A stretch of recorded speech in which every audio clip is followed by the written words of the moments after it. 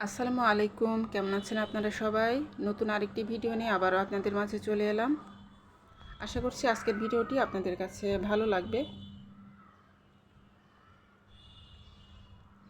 আমার গোলাপ গাছের ফুলগুলো আপনাদেরকে একটু দেখিয়ে দিলাম।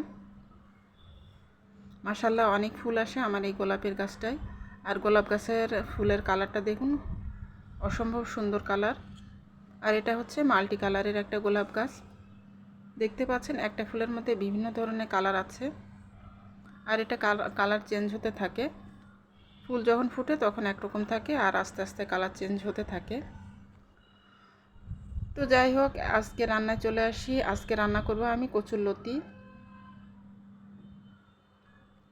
কচুরলতিটা আমাদের বাসায় সবাই অনেক বেশি পছন্দ করে, যার জন্য প্রায়ই নিয়ে আসা হয়। তো ভাবলাম যে আজকেও আমি কচুরলতির রেসিপিটা শেয়ার করি আপনাদের সাথে। তো সবাই জানে, তারপরেও যেহেতু রান্না করছি তাই আপনাদেরকে একটু দেখাচ্ছি। তো ফার্স্টে আমি কড়াইতে সরিষার তেল দিয়ে দিয়েছি পরিমাণ মতো, তারপরে একটু কালো জিরা ফোড়ন দিয়ে দিলাম। তারপরে আমি পেঁয়াজ কুচি দিয়ে দিচ্ছি পরিমাণ মতো, যতটুকু লাগবে আন্দাজ অনুযায়ী ততটুকু দিয়ে দিচ্ছি। তারপরে কয়েক কোয়া রসুন দিয়ে দিলাম। তারপরে কাঁচামরিচ ফালি দিয়ে দিলাম। আর আমি চিংড়ি মাছ দিয়ে লতিটা রান্না করব, তো একটু অন্যভাবে করব আজকে। এখন নাড়াচাড়া করে সব কিছু হালকাভাবে ভেজে নেব।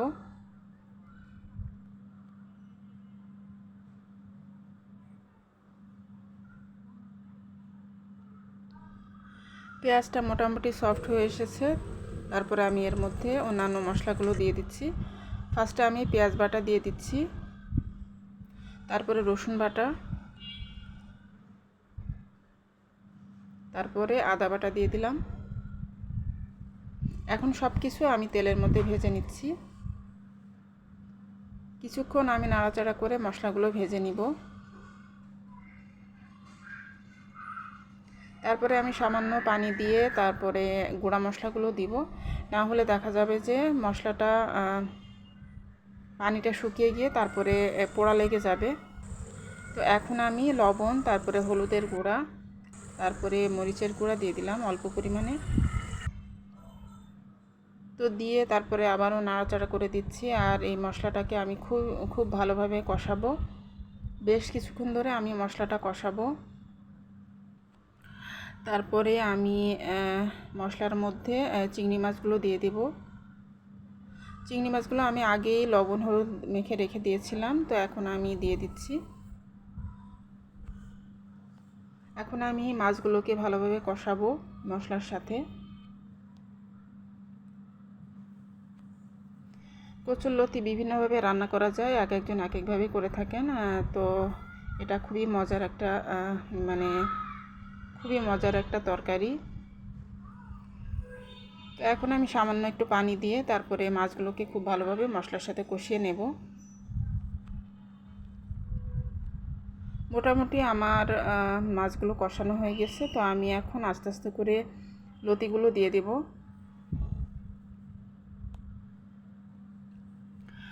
আর এই কচুরলতিটা আমার বাসায় প্রায়ই আনা হয়, তো আমি প্রায়ই রান্না করি।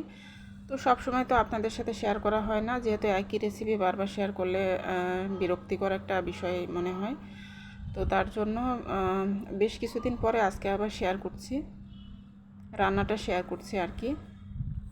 এখন এই তো আমি লতিগুলো সব কিছুর সাথে একসাথে করে খুব ভালোভাবে নাড়াচাড়া করে নিচ্ছি।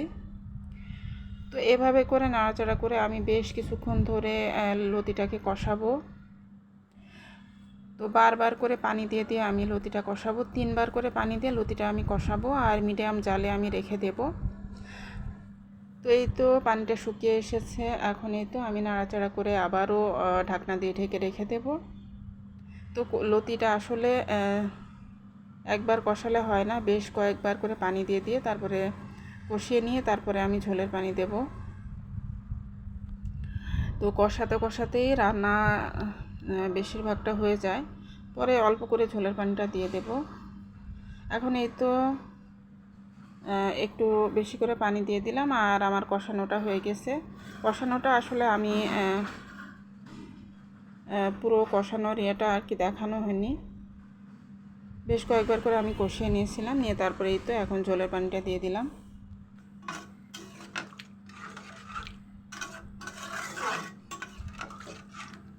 এখন এই তো আমি মিডিয়াম আঁচে রান্না করে নেব লতিটা।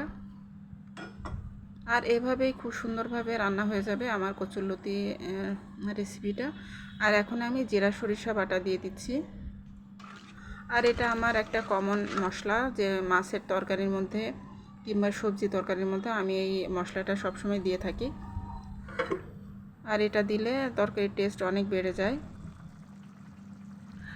আর এখানে দেখতে পাচ্ছেন যে লতিটা আমি মিডিয়াম আঁচে রেখে দিয়েছি, আস্তে আস্তে করে রান্না হচ্ছে। আর এভাবে লতিটা সিদ্ধ হয়ে যাবে। লতিটা সিদ্ধ হয়ে যখন একদম মাখা মাখা হয়ে যাবে তখন আমি নামিয়ে ফেলবো। আর এই তো এই পর্যায়ে আমি 1 চা চামচের মতো আচার দিয়ে দিচ্ছি, জলপাইয়ের আচার। আর এই আচারটা দেওয়ার কারণে কচুরলতির টেস্ট বহুগুণে বেড়ে যায়।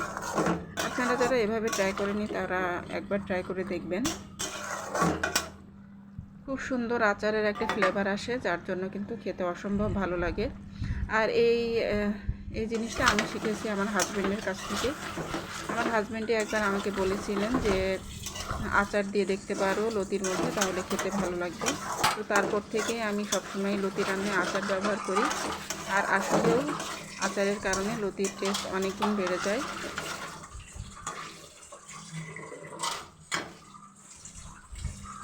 আর এই তো দেখতে পাচ্ছেন যে লতির ঝোলটা কিন্তু একদম টেনে এসেছে। আর এ পর্যায়ে তেলটা উঠে এসেছে। আর আমি একটু গরম মশলার গুঁড়া দিয়ে দিচ্ছি।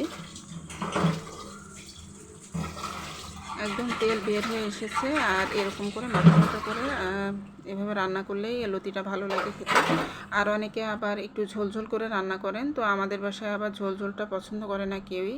এভাবে মাখা মাখা করে ভুনা ভুনা করলেই সবাই পছন্দ করে।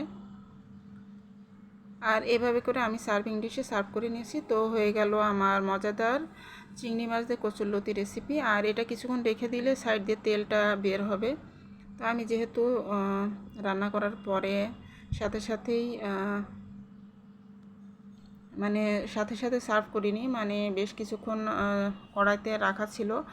তারপরে তেলটা আসলে এই লতির মধ্যে ঢুকে গিয়েছে, তো তারপরে সার্ভ করেছি, এই কারণে তেলটা বের হচ্ছে না। তো বেশ কিছুক্ষণ রাখার পরে আবার তেলটা বের হবে। তো এই যে কিছুটা তেল বের হয়েছে সাইড দিয়ে। তেল তেল যখন চারিদিকে থাকে তখনই কিন্তু দেখতে ভালো লাগে। আর দুপুরবেলা আরও যা যা রান্না করেছি, এখানে যে ভেন্ডি ভাজি, তারপরে মুরগির মাংস করেছি আলু দিয়ে ঝোল,